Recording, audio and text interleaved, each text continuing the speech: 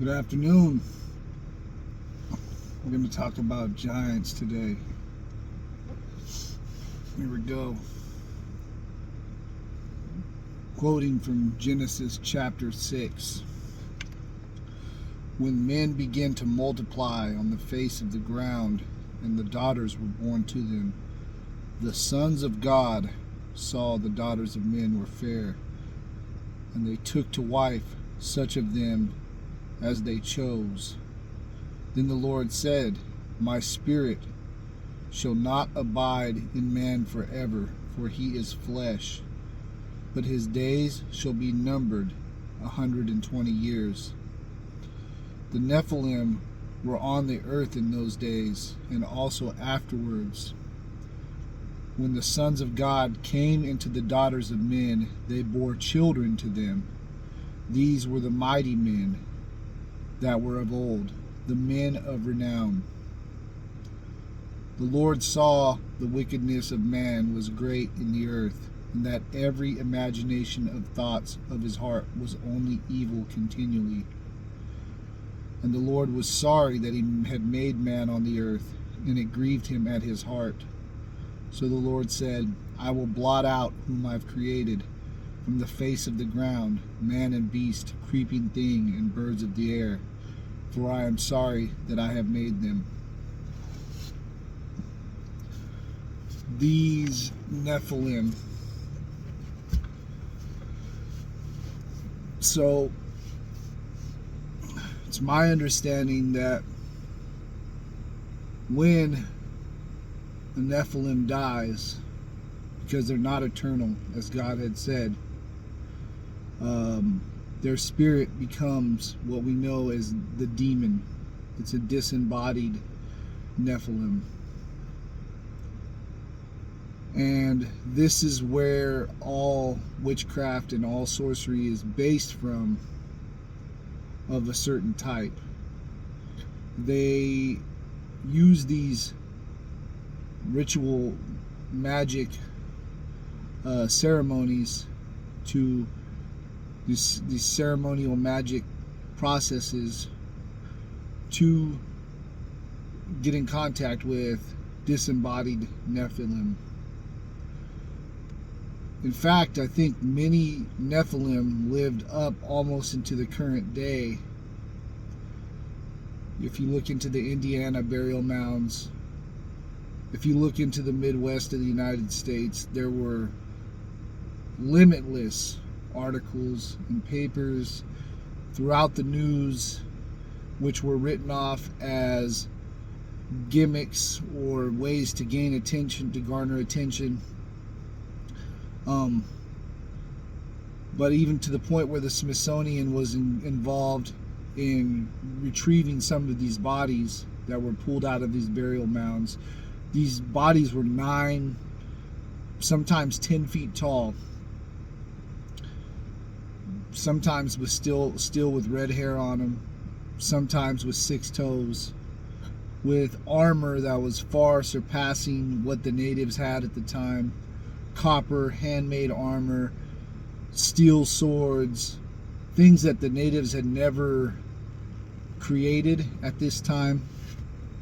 You could even go back to like the skinwalkers and the Bigfoots and all these different kinds of cryptids that have been mentioned throughout the years, vampires, all these different things, right? The Nephilim would do horrible things. They would feed off man. They would, eat human flesh.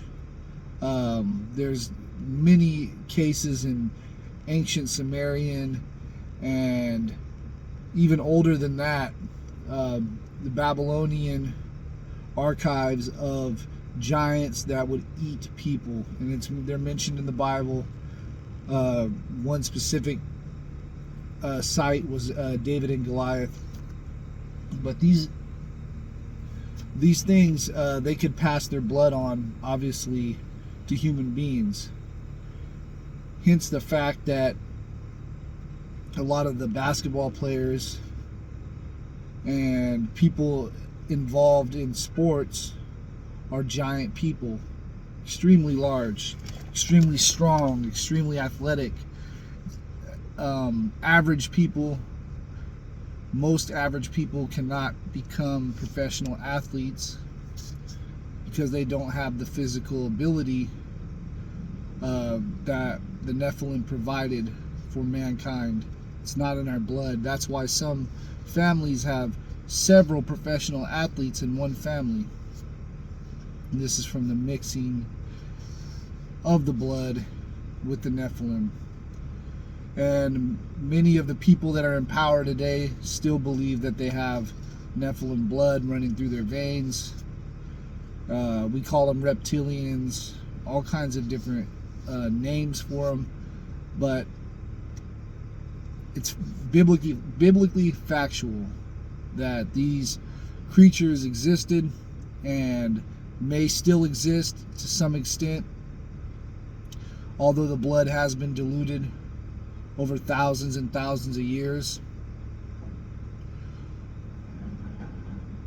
We're just humans, and they're here to make a mockery of us, to make a mockery of God's creation. They're mocking us. They're controlling our minds through useless entertainment, watching them, and being entertained by these ghastly creations. Not all of them died in the flood. Many of them escaped, some on boats, some swam to safety.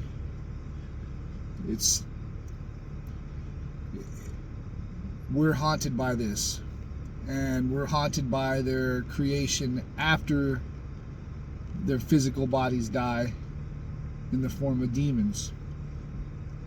And this is what the magicians try to use in certain forms of we'll call it black magic, through the use of symbols and signs and incantations, through connecting with these spiritual beings and gaining insight, for they live much longer than we do.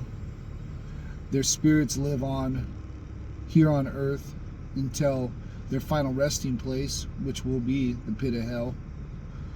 But whenever they live so long, whenever a creation lives so long, it has far more foresight than a creation that lives mere 100 years at its best, or 120 years is how long God said we were going to live. The reason that God saved Noah is because his genetic line was pure. He was pure in all his ways. He wasn't sinless, because nobody's sinless. But God saved Noah because Noah was genetically pure, and so was his family. They had not blended with the Nephilim, which literally means sons of God. Some people have tried to distort it and change it because it doesn't fit their biblical narrative, but it literally means sons of God.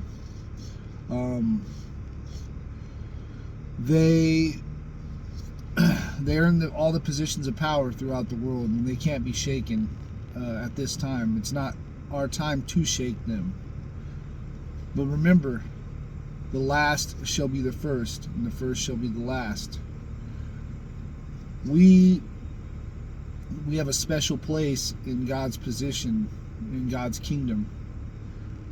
And we're the weak. We're made to mock the strong. They're strong right now because God's letting them be strong. But we have to remember to try to keep ourselves pure and not defile ourselves with their things.